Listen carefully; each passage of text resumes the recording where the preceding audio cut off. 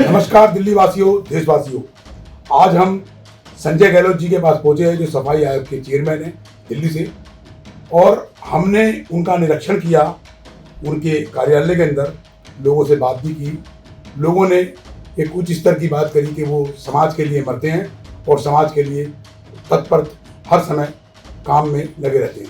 अब चाहे वो संडे का दिन हो, चाहे वो कोई भी दिन हो। आज हम संजय जी के पास पहुंचे हैं। सफाई आयोग के चेयरमैन हैं, लोगों के हित में काम करते हैं। Sanjay ji, inspection media group में आपका स्वागत है। मैं एडिटर इन चीफ ब्रिजभूषण आपसे मुलाकात करने आया हूँ कुछ सफाई कर्मचारियों के कार्यों के लिए और जो उनके साथ हो रहा भ्रष्टाचार उसके लिए। आपका स्वागत है। सर, प्रथम ब्रिजभूषण जी, मैं भी बहुत बहुत स्वागत करना चाहता हूँ। और जहाँ तक इंस्पेक्शन मीडिया ग्रुप की बात है, तो देखिए, मेरी बड़ी इच्छा थी, क्योंकि बहुत निष्पक्ष हमारा चैनल है ये। मैं भी बहुत दिनों चाहता था कि इस पर जाकर कम से कम जो अपनी असली बातें हैं, जो ओरिजिनल बातें हैं, जो कर्मचारी नहीं पहुंच पाती, वो कम से कम घर घर उनके पास जा सके, ताकि वो जागरूक होकर और अच्छे से काम कर सकेंगे। फिर संजय जी, अभी जो दिल्ली सरकार के अंदर ये माहौल चल रहा है ताजप्रस्ती का, ये तो आपको ही पता है। और ऐसे माहौल के अंदर वाल्मीकि समाज का सफाई कर्मचारी के पद के पर जो नियुक्त लोग हैं, उनका इस्तेमाल करना हमेशा से ही हुआ है। ये हम देखते आ रहे हैं। हमने निरीक्षण किया, इसके पर जांच की, इंस्पेक्शन किया। अभी एक नया मुद्दा बनाया कि 8,500 आदमी को उन्होंने गोपाल राय की स्टेटमेंट है, जो इसमें मंत्रालय भी लेके बैठे दिल्ली सरकार के अंदर, और उनका कहना है कि 8,500 आदमी को उन्होंने परमानेंट किया। देखिए, मैंने भी आज सुबह सुबह न्यूज़पेपर में खबर पढ़ी है। ये बिल्कुल सरासर बेबुनियाद झूठी खबर है ये जी।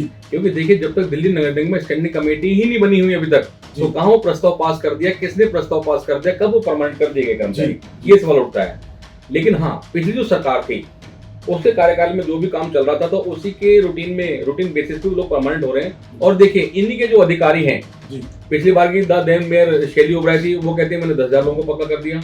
ये कह रहे मैंने 8,500 को पक्का कर दिया। खुद स्वयं जो दिल्ली के मुखिया थे, एक पार्टी के जो मुख्यमंत्री थे, उन्होंने कहा कि जी मैंने 6,000 लोगों को पक्का कर दिया। कभी कहते हैं 600 लोगों को पक्का कर दिया। ये खुद ही कंफर्म नहीं है। मैं इनको चेतावनी देना चाहता हूँ, बार बार मैंने बात को कहा है कि अगर इनके अंदर हिम्मत है तो कर्मचारी आयोग में आकर बात करें या किसी लाइव डिबेट चैनल में बात करें, तब इनको पता चलेगा। मैं दिल्ली में 30 साल से काम कर रहा हूँ ट्रेडिंग लीडर के बेस पे भी, आज चेयरमैन हूँ। हमारे पास वो टिप्स पे है, हमें पता है कौन शहर में कितने लोग परमानेंट हुए, कब कब पक्के हुए, कब स्टैंडिंग कमेटी हुई, बाकायदा में डेट वाइज याद है। लेकिन ये लोग कह के कि मैं तो बल्कि इनका मैं बहिष्कार करता हूँ, इस बात का कड़ी निंदा करता हूँ इस बात की कि हमारे कर्मचारियों को घर पे बुला के, उन्हें घर पे बुला के चाय पे बहला फुसला के ये कह दे कि 8,500 लोगों हमने पक्का किया, ताकि जो हमारे लोग उनके इन्फ्लुएंस में आ जाए, उनको फिर वो वोट दे दे। यही काम सदियों से होता है और यही काम वो कर रहे हैं। बहुत गलत बात है ये। संजय जी, ये जो एक डिस्कशन दी है गोपाल राय ने, ये चाय पे बुला के ये यूनियन बाजी को दी है या आम सफाई कर्मचारी को दी है? देखिए, केवल और केवल सफाई कर्मचारी को बुलाया उन्होंने अपने घर पे, पर इसके अंदर तो कहीं भी नहीं रिलीज किया इसने। नहीं, बिल्कुल बिल्कुल। आज अखबार में मैंने देखा विद फोटोग्राफ, इन्होंने अपने घर पे चाय पे बुलाया और उनको कहा है कि भी हमने 8,500 लोगों को पक्का किया, बाकी और भी काम करेंगे। देखिए, 10 साल से गोपाल राय जी कहाँ थे? ये तो पहले से मिनिस्टर है जी। ये तो कहते जी मुझे चला नहीं जाता, मेरे से ही निकला, तो मैं कैसे काम कर पाऊंगा? कभी कर्मचारियों के बीच में तो गए नहीं आज तक भी। अगर कहीं एक बार भी कर्मचारियों के बीच में गए तो मुझे बता दीजिए। कई बार तो मुझे याद है, हमने खुद प्रदर्शन किए के खिलाफ में बाबरपुर में जा जाके कि आप जाग जाओ, और आज हमारे घर बुलाया जा रहा है। मैंने पहले भी कहा, तो मैं आज भी कह रहा हूँ, कर्मचारियों को उन्होंने गला लगाना छोड़ देना चाहिए। उनकी मिठाई उनका वही, क्योंकि कर्मचारी केवल और केवल अपने जो काम किया है उसकी मजदूरी मांगता है कर्मचारी। संजय जी, एक मैं आपसे पॉलिटिकल सवाल करना चाहता हूँ। जो केजरीवाल का जो बेस है, जो सामाजिक बेस है, सामाजिक मतलब चाहते नहीं है सभी करना है, वो मुझे कहनी तो नहीं चाहिए, लेकिन सवाल उठता है वाल्मीकि समाज का, सफाई कर्मचारी के पद और प्रतिष्ठा का। जो केजरीवाल जो है बनिए समाज से, उनका दिल्ली में वोट बैंक इतना नहीं है जितना वाल्मीकि समाज का वोट बैंक है। लाखों की तादाद में आपके समाज का वोट बैंक है, आप उसके चेयरपर्सन हो। जब भी इनको वोट बैंक का सहारा चाहिए होता है तो ये पचकुइयों में जाके बैठ जाते हैं। वहां से इनका वोट बैंक का एक फतवा जारी कर दिया जाता है कि भाई ये अपना आदमी है, और जो संख्या जिसकी बारी है, आप लोगों की बारी है, आपके समाज की बारी है, वाल्मीकि समाज की बारी है, वहां पर वो सारा वोट बैंक ले जाते हैं। केजरीवाल जी का तो वोट बैंक ही नहीं है यहाँ पर। उसके लिए आपका क्या कहना है? जबकि पद प्रतिष्ठा के हिसाब से देखा जाए तो आपका करोल बाग के अंदर ये ऑफिस दे रखा है, जो आपका जो ऑफिस है सफाई आयोग का, जो आप चेयरपर्सन हो, आपका लोकनायक भवन में होना चाहिए, कहीं अच्छी जगह पर होना चाहिए आपका ये कार्यालय। तो ये एक अछूत वर्ण नहीं है। देखिए, बारे बारे से बताना चाहूंगा, इसमें अब केजरीवाल साहब किस जाति प्रांत के हमें उससे कोई मतलब नहीं और न ही हम किसी जाति विशेष की बात करना चाहते हैं, लेकिन हाँ जो पर्टिकुलर वाल्मीकि समाज के लोग हैं जी, जब उन्होंने देखा कि तो झाड़ू लेके आ गए बीच में, और हमारे जो कर्मचारी बड़ी खुददार कौम है हमारी, वहीं पे मैं आया हूँ। उन्होंने जब झाड़ू को निशान देखा कि ये तो हमारी रोजी रोटी है, एक तरफा की तरफ पलट गए, ऊपर से उनको बहका दिया, यानी जो हमारे कच्चे कर्मचारी उनको बहका दिया, जो प्राइवेट स्कूलों में काम करते हैं, दिल्ली सरकार के स्कूलों में काम करते हैं सफाई कर्मी, उनको भी कह दे मैं सबको पक्का करूंगा। Not even a single one, किसी एक कर्मचारी को पक्का नहीं किया। और देखिए हद तो तब हो गई इनके खुद के मैनिफेस्टो में 2020 का जो मैनिफेस्टो है उसमें साफ साफ लिखा है इन्होंने कि हम जो सड़क पर दुर्घटना हो जाए सफाई कर्मचारी पर्टिकुलर उसको हम 1 करोड़ रुपया देंगे। 1 करोड़ रुपए। क्या गोपाल राय जी दूसरे मंत्री और खुद ये जो मुख्यमंत्री रहे क्या बता सकते हैं किसी कर्मी को पैसा दिया हो? तो अभी मेयर क्यों नहीं इनकी हिम्मत सामने के बात करें? तो अभी मेयर जी, ये अभी आपने दुर्घटना जो बताई है, सुरेंद्र नाम का जो व्यक्ति विशेष वो ट्रॉली के नीचे आके दब गया और उसकी डेथ हो गई, और उसके लिए जो मेयर उनके साथ मैंने पहले भी कहा था बहुत ही भद्दा मजाक किया गया है जी। उनका जो टर्मिनल बेनिफिट्स है, देखिए होता क्या है जब कभी हमारा रिटायर होता है तो उसको जो अंतिम लाभांश कहते हैं हिंदी में या इंग्लिश में उनको कहते हैं टर्मिनल बेनिफिट्स, जो उनको मिलना होता है, तो उस पोजीशन में अगर डेथ हो जाए कर्मचारी की तो ग्रेजुएटी डबल मिल जाती है। इसलिए उनका लमसम जो अमाउंट था वो 30,70,000 रुपए बैठ रहा था। उसकी विधवा के पास जाकर उन्होंने कहते देखो जी हमको आपको ये लेके आए थे, जबकि वो तो कैलकुलेशन है, कैलकुलेट किया गया उसका डिपार्टमेंट। और उनकी जो मतलब विडो है वो बेचारी, मैं तो उनको अप्रिशिएट करना चाहता हूँ, धन्य है वो महिला, कम से कम उसकी इतनी हिम्मत तो हुई किसी के सामने बोलने की। आज भी वो यहाँ जाके अपने ऑफिस में जा के जगह जगह धक्के खा रही है, मतलब वहाँ पे सब कहते हैं कि तो बाद में मिलेगा पैसा। हमने तो ये समझा था क्योंकि देखिए 1970 का जो एक्ट है उसमें साफ साफ लिखा हुआ है कि कर्मचारी की जो एज ग्रुप होता है उसके हिसाब से कैलकुलेशन करके तब उसका अमाउंट दिया जाता है, तो इसलिए उसे देना चाहिए था और 1 करोड़ रुपए और देना चाहिए था। तो ये सब नहीं दिया गया और ये सब करने भरने में बार बार कहता हूँ, अब भी मैं कहता हूँ ये हमारे कर्मचारी को बद्दुआ है जो जेल में चले गए थे और ये नहीं माने और बद्दुआ लगेंगे। हमारे खुददार को मैं बार बार कह रहा हूँ इनकी ही बद्दुआ है कि जेल में फिर जाएंगे जेल में। संजय जी, ये परमानेंट पोस्ट क्यों नहीं है एमसीडी के अंदर? जब रेगुलराइज कर ही दिया जाता है अस्थायी और अस्थायी अन्य डिपार्टमेंट होता है, तो इसके अंदर एमसीडी के अंदर एक कर्मचारी को 20 से लेकर 25 30 साल तक उसमें कर्मचारी मतलब रेगुलर पोस्ट पे रखा जाता है। परमानेंट ना होने का कारण क्या है? परमानेंट पोस्ट देखिए इसके क्या ना, as per orders of honourable Supreme Court this comes under the jurisdiction of essential work. ये जो सफाई काम है ये एसेंशियल वर्क में आता है। अभी हम यहाँ बैठे अच्छे माहौल में, अगर ये कूड़े का ढेर लग जाए तो शायद नहीं बैठ पाएंगे। अब अगर कभी परमानेंट छुट्टी पर चला जाए तो उसकी एवज में काम कौन करेगा? उसकी जगह एवजीदार, किसी दूसरे के एवज में काम करना उसे एवजीदार कहते हैं, तो वो ड्यूटी पर लगा जाता है तो वो एवजीदार होता है, उसका भविष्य खतरे में। ऐसे हजारों लोग दिल्ली में अपना जीवन यापन कर रहे हैं जिन्होंने पूरी जवानी झोंक दी उसमें और 20 25 30 साल में होने वाले हैं, आज तक परमानेंट नहीं किया। पॉलिसी जो बना रखी खुद की डिपार्टमेंट ने उसको इम्प्लीमेंट नहीं करते। जब केजरीवाल जी दिल्ली सरकार में थे और दूसरी सरकार बीजेपी की सरकार जब एमसीडी में थी तब उनके ऊपर लांछन लगाते थे, इनको पैसे नहीं दिए, पंगु बना दिए इन्होंने और कहते थे ये परमानेंट नहीं कर रहे। अब तो दिल्ली में भी और एमसीडी में इनकी सरकार है, आप क्यों नहीं कर देते पंगु? क्यों नहीं पक्का करते हैं? अभी इसके अंदर बहुत सारी चीजें निकल के आ रही है। जो एमसीडी डिपार्टमेंट है उसमें हेलो सैनिटेशन भी, सुपरिटेंडेंट भी और उनका लेबर अफसर भी किसी परमानेंट कर्मचारी को उसकी एब्सेंटी पे भेजकर उसका रिकॉर्ड बनाता है। उसके लिए सफाई आयोग के चेयरमैन का क्या कहना है? उसका रिकॉर्ड कैसे बनता है? देखिए मैं तो बड़ा सौभाग्यशाली हूँ कि मुझे यहाँ काम करने का मौका मिला। मैंने 30 साल एमसीडी में ऐसे सफाई कर्मचारी के पद पे मैंने काम किया है, तो मुझे पूरी बारीकी पता है। 1 मिनट में पता चला था कौन क्या था, बहुत सारी खामियां हैं और यहाँ से जो कुछ भी हो पाता है। ये देखिए बाबा साहब अम्बेडकर जी के आशीर्वाद से मुझे कलम का अधिकार मिला है यहाँ पे, ये संवैधानिक पद पे हूँ मैं आज यहाँ पे, तो उससे जो कुछ हो सकता है बियॉन्ड द लिमिट अपनी क्राइटेरिया से बाहर जाके मुझे काम करने पड़ते हैं यहाँ पे। कभी कमिश्नर आते नहीं थे यहाँ पे क्योंकि सफाई कर्मचारी का आयोग है, लेकिन जब हमने कार्रवाई करनी शुरू की तो सारे कमिश्नर आए यहाँ पे, कमिश्नर सारे डिप्टी कमिश्नर आने लगे यहाँ पे, उनके बड़े पदाधिकारी। और मैं आज वो कहता हूँ कि छोटे मोटे अधिकारी को तो यहाँ एंट्री भी नहीं दी जाएगी बिल्कुल भी। जो कॉम्पिटेंट अथॉरिटी होगा उसको ही बुलाया जाएगा में ताकि उसका निपटान जल्दी से हो सके।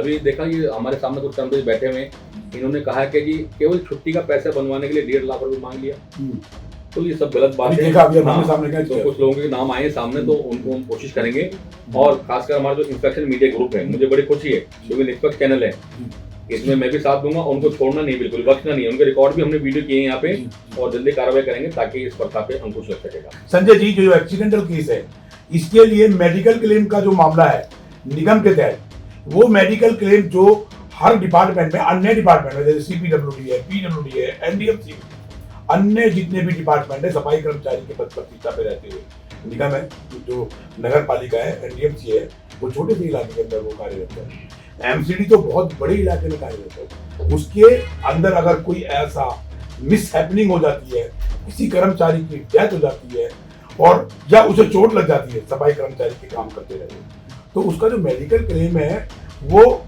उस तरीके का नहीं है जहां हमने इसका इंस्पेक्शन किया। जी जी बिल्कुल आप सही कह रहे हैं, क्योंकि देखिए जो दूसरे डिपार्टमेंट है दिल्ली सरकार के, उसमें होता क्या है, कर्मचारी बीमार हो हॉस्पिटल में जाके लेट गया जाके, उसके पास ईएसआई कार्ड वगैरह है तो उससे इलाज हो जाता है। लेकिन हमारे यहाँ एमसीडी में नहीं है। यहाँ पहले कर्मचारी को अपने पास से खुद पैसा खर्च करना पड़ता है, तो नहीं है तो बल्कि एक्सपायरी हो जाता है। अभी ताजिया एक हफ्ते पहले की बात है, हमारे पवन कुमार नाम का एक कर्मचारी है, उनका बेटा बाइक पे आ रहा था, 23 साल का लड़का, और आज भी वो सेंट स्टेबल में दाखिल है। उसका एक बायां पैर तो बिल्कुल ही खराब हो चुका है, उसकी आंखें खराब हो चुकी हैं और हॉस्पिटल ने 10 लाख रुपए का बिल बना दिया। अब वो गरीब आदमी 50-50 हजार को उधार ले लेके वो जमा करा रहा है वहाँ पे, लेकिन ना तो कोई एमसीडी का अधिकारी जा पा रहा है वहाँ पे और ना ही उसका जो क्लेम है वो दिया जा रहा है। लिहाजा फिर भी हमने अपनी तरफ से अपने कुछ यूनियन के लोगों को रिक्वेस्ट करके यहाँ बुला के उनका काम ताकि जल्दी हो सके, यहाँ से मैं डिप्टी कमिश्नर से क्लेम सबसे कह के चेक बनवा ताकि उससे आर्थिक मदद है। अन्यथा ये बहुत बुरा हाल है। पैसा तो मिलता है लेकिन बाद में मिलता है, रिम्बर्समेंट के रूप में मिलता है। अच्छा, कर्मचारी या तो पहले पैसा जमा करे 3-4 लाख रुपए, उसके बाद उसको पैसा पहले वो अपना लगाए बाद में वहां से मिलेगा। हाँ, लेकिन वहां पर अपना लगाने के बावजूद भी वो परसेंटेज के हिसाब से पैसा नहीं मिल रहा जो उनको उन्होंने कर दिया। सपोज करें आपका 4 लाख रुपए का बिल है तो 3 लाख रुपए ही मिल पाएगा, मतलब आपको तो बड़ी काट छाट होती है कि आईसीयू का इतना रेट नहीं है, उसका इतना रेट नहीं, बहुत सारी चीजें होती है। बल्कि मुझे बड़ी खुशी है बताते हुए कि एक मलिक हॉस्पिटल है में यहाँ पालम में, वहाँ के डॉक्टर आए थे ताहिर जी मेरे पास में। अब उन्होंने कहा कि जो कर्मचारी में मैं उनका फ्री ऑफ कॉस्ट इलाज करूँगा, लेकिन ऐसा संभव नहीं क्योंकि कर्मचारी बल्क में हमारे पास में 80,000 सफाई कर्मचारी हैं, वो कहाँ जाएंगे। तो इसलिए सरकारों को चाहिए कि इसमें और यहाँ देखिए एक ऑर्डर और है हमारे पास में हाई कोर्ट में, उसमें साफ साफ लिखा हुआ है कि whatever the recommendation made by the this commission, all the department and should be implemented they, मतलब उसको करने पड़ेगा। तो यहाँ से हम लिख रहे हैं, पॉलिसी बना रहे हैं फटाफट ताकि कर्मचारी का भला हो जाए। और मैं भी चाहता हूँ कि या तो अपने जीते जी इसमें कहूँगा अपने कार्यकाल के दौरान मैं चाहता हूँ कि आज के बाद ये सीट आने जानी होती है, मेरे बाद भी अगर कोई यहाँ पे आयोग का चेयरमैन बनता है और जब हमारे सेक्रेटरी से पूछेगा ना यहाँ पे आके कि बताओ जी मुझे काम क्या करना है, तो सेक्रेटरी कहने मजबूर हो जाएगा उसे कि आपके लिए कुछ भी काम नहीं, पहले ही काम संजय गलत ने सारा कर दिया। इस उम्मीद से मैं काम कर रहा हूँ। मैं पढ़ा लिखा व्यक्ति हूँ, एमकॉम पास हूँ, मुझे सारे अधिकार से पता है, मैं स्टेनोग्राफर रहा हूँ, तो इससे ज्यादा तो मुझे लगता है कोई नहीं समझ पाएगा, क्योंकि जिस काम पे कोई नई सीट बैठते उसे साल 2 साल तो समझ में लग जाते हैं। मैं तो ऑलरेडी तैयार था, रेडीमेड था, मैं तो लीडर यहाँ पे, तो फटाफट मेरा काम हो गया। तो कर्मचारी को आश्वस्त करना चाहता हूँ कि आप निश्चित रहें, बहुत ईमानदारी से हम लोग काम कर रहे हैं और अब जैसे इंस्पेक्शन मीडिया ग्रुप से आए हैं तो अब अच्छा ही काम होगा, घर घर तक बात पहुंचाई जाएगी और जो राजनीतिक लोग हमारे साथ ये खिलवाड़ कर रहे हैं उनका खिलवाड़ बर्दाश्त नहीं किया जाएगा। संजय जी थोड़ा सा क्वेश्चन है, जी कर्मचारी को वैसे तो उनकी जो ड्यूटी का जो मतलब टाइम टेबल है वो आपको पता ही होगा, लेकिन एक वो लॉ में भी नहीं है और उसको अपना बनाया हुआ एक सिस्टम देखा गया है जिसका नाम है फटीक। वो फटीक का हमें आपसे जानकारी चाहते हैं, फटीक क्यों है और फटीक के टाइम पे अगर किसी कर्मचारी को कोई दिक्कत हो जाती है, मान लीजिए ज्यादा सर्दी पड़ रही है तो दिक्कत होती है, बरसात हो रही है फटीक लग रही है तो दिक्कत होती है, गर्मी हो रही है फटीक लगा दी तो दिक्कत होती है, तो उसका टाइम टेबल क्या है, कौन से लॉ एंड ऑर्डर के हिसाब से फटीक का मामला दिया गया? देखिए फैटीग एक शब्द है, FATIGUE, फैटीग। इसका मतलब ये होता है कि मान लो कोई अधिकारी मेरे से कोई मिलने के लिए आता है और मेरे पीएस या दूसरे मेरे लोग कहते हैं कि चेयरमैन साहब फटीग पर हैं, इट मींस वो रेस्ट कर रहा है जी, इसका मतलब तो ये होता है जी। लेकिन हमारे इन अधिकारियों ने क्या बना रखा है, फटीग का मतलब है कि 11 बजे की हाजिरी करने के बाद भी धूप में भेज लो काम करने के लिए, वो उसको फटीग रिलीज करना फटीग, यानी उसका जो रेस्ट वाला समय है उसमें भी उससे मेहनत करवाना, वो फटीग प्रोग्राम होता है। आप यकीन करना पिछली बार तो इतना टेम्परेचर रहा दिल्ली में, लोग गश खा के गिरने लगे, चक्कर आ गए लोगों को, बहुत सारे लोग परेशान हो गए मतलब यहाँ पे, तो तब जाके हमने डिपार्टमेंट से कहा कि इनको ORS का रोल देना चाहिए और साथ साथ इन कर्मचारियों के लिए दूसरी सुविधा बननी चाहिए। और देखिए बड़ी दुख की बात है, आज तक इतने सालों से जब से डीएमसी बनी है, दिल्ली म्यूनिसिपल जो कॉर्पोरेशन का एक्ट भी है 1991 का, उसके मुताबिक भी आज तक वो शेल्टर नहीं दिया बना के। हमारी महिलाएं हैं बरसात में, गर्मी में, सर्दी में कहाँ वो चेंज कर पाती हैं कपड़े, तो बहुत सारी दिक्कत है। ये सारी दिक्कत इन्होंने कभी ध्यान नहीं दिया। सफाई कर्मचारी के पद के पर रहने वाले जो सफाई कर्मचारी हैं उनको झाड़ू, वर्दी, ड्रेसेस, जूती, जुराब मुद्दतें हो गई, उनको नहीं मिल रही। इसके लिए तो देखिए बड़े इत्तेफाक से मैं यहाँ पे बना हूँ, उसमें चेयरमैन बना हूँ, लेकिन इन्होंने क्या किया कि उस बात को इम्प्लीमेंट नहीं कर पाते। मेरे को मैंने नोटिस दिया तो नहीं आ पा रहे, कहते जी कुछ भी कर लो हम तो नहीं जाएंगे जी, या तो मैं गाड़ी जब्त करूँ, इनसे रोज हाथापाई करूँ, जैसे ये खुद लोग जिस मेंटेलिटी के हैं तो उनके साथ ऐसा बन जाए तब ये मानेंगे। और मुझे तो ऐसा लगता है कि कहीं ना कहीं अब हमें राजनीतिक पार्टियों में जाके कहीं ना कहीं से चुनाव लड़े हम जाके, ताकि जब भी विधानसभा चले तो उसको ना चलने दिया जाए। भाई पहले हमारे कर्म से काम करो। संजय निगम जी, में हमारे लोग होने चाहिए, संजय जी, बाबा साहब के आदेश अनुसार हमारे पार्लियामेंट में आदमी होने चाहिए, तब जाके व्यवस्था। संजय जी मैं वहीं पे आ रहा हूँ आप दोबारा से, क्षमा चाहूंगा मैंने आपको थोड़ा टाइम दे दिया। जी आपका जो वोट बैंक है वाल्मीकि समाज की, मैं माध्यम में इंस्पेक्शन मीडिया ग्रुप किसी जाति विशेष पे नहीं बोलता, जातीय समीकरण ओबीसी एससी और एसटी को जो लेकर बनाया गया है ना, उसके हिसाब से बात करते हैं। जी तो वो जातीय समीकरण के हिसाब से Delhi man point of stand है, उसके अंदर तकरीबन 30 से 32 लाख के लगभग आप सकते हैं वाल्मीकि समाज की संख्या है। जी और इतनी संख्या होने के बाद ये समाज वंचित पॉलिटिकल बेस से आने वाला भविष्य कैसा होगा आप लोगों को? देखिए, अगर नहीं जागे तो। हाँ, पहले सुनते थे कि अंग्रेजों का काम था फूट डालो शासन करो, डिवाइड एंड रूल वाला काम था। अब उन थोड़े लोगों से कोई छूट गया तो अभी दूसरे लोग आ गए यहाँ पे। ये लोग भी यही काम करते हैं। सपोज करें मैं कुछ शिकायत यहाँ पे करता हूँ, तो दूसरे आदमी को अपने गुट पेट में ले रखा है, वो उसको ठीक कर देगा। बटे में तो कहीं ना कहीं ये जो बात आजकल नारा भी चल रहा नहीं कि भाई बटेंगे तो बटेंगे, मैं तो कहता हूँ बिल्कुल ठीक है, हम सबको एकजुट होना चाहिए। जिस दिन वाल्मीकि समाज के 34,430 से हमारी जो ऑब्जर्वेशन है, जो रिकॉर्ड हमारे पास में है, अगर ये लोग एकजुट हो जाए ना, तो ना तो संसद भवन चलने देंगे, ना विधानसभा चलने देंगे, ना ही निगम के हाउस चलने देंगे वाले। बस थोड़ा को बांट रखा है, विभिन्न पार्टियों में बांट रखा है लोगों को, इसलिए थोड़ी दिक्कत आ रही है हमारे पास। संजय जी, अभी आपने बाबा साहब की दी हुई कलम को उठाया, बड़ा अच्छा लगा। वो सर्वप्रथम उस माहौल में काम कर गए बाबा साहब अम्बेडकर, जब कोई समय ही नहीं था, कोई चीजें ऐसी नहीं थी, टेक्नोलॉजी ऐसी नहीं थी जो आज है। और आप यहाँ तक पहुंचे, हमने आपको रिसर्च किया, आपके क्षेत्र में रिसर्च किया, आपके बारे में मालूमात किया, तो हमें लगा कि इनके अंदर एक ऐसा व्यक्ति विशेष है। इंस्पेक्शन मीडिया ग्रुप ने रिसर्च किया, इसमें एक ऐसा व्यक्ति विशेष, इसका नाम संजय गहलोत है। ये नहीं कि हम आपके अपने चैनल पे आपके लिए बड़ाई कर रहे हैं, हमने रिसर्च किया। इन्हीं बात को बड़ी करते हुए, क्योंकि ना 2 दिन बाद बाबा साहब का महापरिनिर्वाण दिवस भी है, कई जगह से ऑफर्स भी हमारे पास में, इन्विटेशन भी हैं। तो बल्कि मैं तो चाहता हूँ जो हमारे सुन रहे इस बात को, उनसे प्रार्थना करना चाहता हूँ, अगर वो खुद नहीं पढ़ सकते अपने बच्चों से पढ़वाएं। संविधान बनने से पहले प्रेमबल को पढ़ें, उसमें सारी बातें, सारे अधिकार लिखे हैं। और मैं तो चाहता हूँ कि जब आप आए तो मैं उस बात को बता सकूं। यहाँ पे उस प्रेमबल में साफ साफ लिखा हुआ है, we the people of India having solemnly resolved to constitute India into a sovereign, socialist, secular, democratic republic, and to secure to all its citizens justice, social, economic, and political liberty of thought, expression, belief, faith, worship, equality of status and of opportunity, and to promote among them all fraternity, assuring the dignity of the individual and the unity and integration of the nation. इसमें सारी बातें छिपी हुई हैं। हमें बोलने का अधिकार, हमें अपनी अभिव्यक्ति व्यक्त करने का अधिकार, हमें धार्मिक स्वतंत्रता, हमें सबकी आजादी है, हमें पॉलिटिकल, हम रास्ते खुले में। बाबा साहब के हिडन साइंस है ना, आप लोग कहीं भी समझ ले, उनके टाई बांधने का, उनका जो उंगली उठाने का, पार्लियामेंट में पहुंचे सभी। यहाँ माता सावित्री बाई जी की फोटो लगी हुई है, पहली शिक्षिका रही है हमारे देश की। हमने सुना है, मैंने पढ़ा है उनको, जब स्कूल में जाते थे पढ़ाने के लिए, तो एक साड़ी अपनी अलग से रख के जाते थे, लोग केस पर फेंकते थे, उनके ऊपर पढ़ाए ना बच्चों, सावित्री बाई वहां जाके बदल लेते थे। तो ऐसे से महापुरुषों ने काम किया है, उनके पच्चीनों पर चल के हम भी, क्योंकि यहाँ देखिए कोई पैसा कमाने वाली बात थोड़ी है।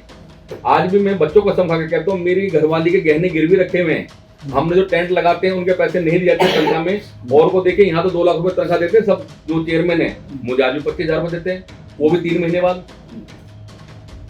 एक चेयरमैन को 25,000 रुपए तनख्वाह, यानी एक कर्मचारी से भी बदतर बना दिया मुझे यहाँ पे। हमारा कर्मचारी डबल तनख्वाह ले रहा है। हाँ, तो कोई बात नहीं, तो ये सारा का सारा उन्होंने कर रखा है। इसीलिए मैं कहता हूँ ये सब लोग जो है ना, ये दलित समाज के मतलब विरोधी हैं। संजय जी, हमने निरीक्षण किया, हमारे डायरेक्टर ने सैनी समाज से हैं जी, सावित्री बाई फुले के समाज से, वो महापुरुष रही है हमारी जी, ज्योतिराव फुले जी, जिन्होंने शिक्षा का मार्गदर्शन दिया। संडे की छुट्टी का मतलब आज तक भी जो हो रहा है, रविवार की छुट्टी वो ज्योतिराव फुले जी के माध्यम से आज तक भी होती है। हमने वाल्मीकि समाज के पढ़े लिखे अन्य समाज, जो कास्ट समाज है, वो कहता है एलिगेशन है। हम गए थे जंतर मंतर पे किसी सभा के अंदर, धरने प्रदर्शन में, उन्होंने बोला कि ये समाज पढ़ा लिखा नहीं है। हमने इसके ऊपर रिसर्च किया, 16,000 बच्चे पोस्ट ग्रेजुएट हाथ में डिग्री लेके घूम रहे हैं, उनको जगह नहीं। वाल्मीकि समाज के दिल्ली में 16,000 बच्चे पढ़े लिखे, उनको जगह नहीं, ना यूपीएससी में जगह, ना एसएससी में जगह, और ना ही अन्य डिप्लोमा डिग्री में जगह। और डिप्लोमा डिग्री है भी तो सिलेक्शन नहीं, तो फिर एजुकेशन का मार्ग क्या है?